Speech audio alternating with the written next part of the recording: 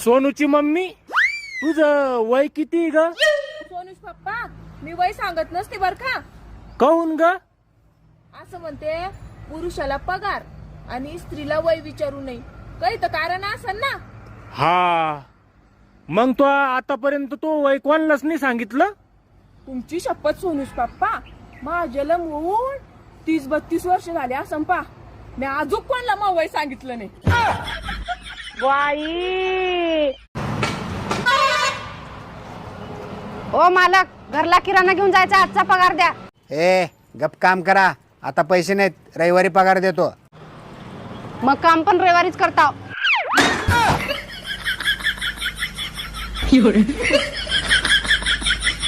ओ, लग्नाच्या आधी तुमच्या किती म्हशी होत्या? 2 होत्या. मग एक काय झाली? आपल्या लग्नाला पैसे कमी पडत होते, विकून टाकले. हा, मग एकच राहिले असं. एक कसं 2 राहिल्या. कसं काय? ती एक आणि तू एक.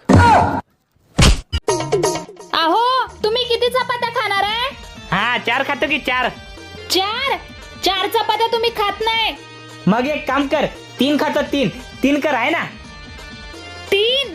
अहो, मगाशीच तर तुम्ही 4 चपाती खाल्ली आहे ना. आईला होईच की, विसरलोच की. मग एक काम कर, 2 कर. 2 लक्षात ठेवा, जर खाल्ली नाही तर जबरदस्तीने तोंडात कुचणार. एकच कर. आता एका चपातीसाठी पीठ मळू आहे. बाहेर ना ऑनलाईन ऑर्डर करते, गपगुमान खायचं.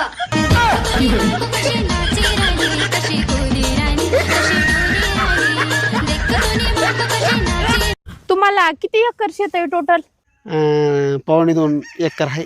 फक्त माझ्या पप्पांकडे 100 एकर शेती आहे आणि सगळं त्याच्यातलं मी स्वतः बघत असते. सगळं मला येतं शेतातलं. हो का? छान छान. तुला मकाच्या शेंगा चारू का? हो, चारा ना, मला खूपच आवडतात मकाच्या शेंगा. मी असे शेतात गेले का पप्पा माझ्यासाठी बुचके आणतात मकाच्या शेंगाचे. मकाच्या शेंगा 100 एकर शेती. काय झालं असं मग? 2.25 एकरवाल्याला काय माहिती मकाच्या शेंगा. सोनूची मम्मी, अग 15 ऑगस्ट 1947 ला काय झालं होतं माहिती का तुला? अहो सोनूश पप्पा, 15 ऑगस्ट 1947 ला आपला भारत स्वातंत्र्य झाला होता. भारत. अरे वा, हुशार आहे तू. मग तुम्हाला काही येणं समजलं होतं का? आणि मला सांग, 26 जानेवारी 1950 ला काय झालं होतं? 48, 49, 50. अहो सोनूश पप्पा, भारत स्वातंत्र्य होऊन 3 वर्ष झाले होते. 3 वर्ष. खरंच सोनूची मम्मी लय हुशार आहे. अहो सोनूश पप्पा, तुम्हाला येणं समजूच नका, मी लय हुशार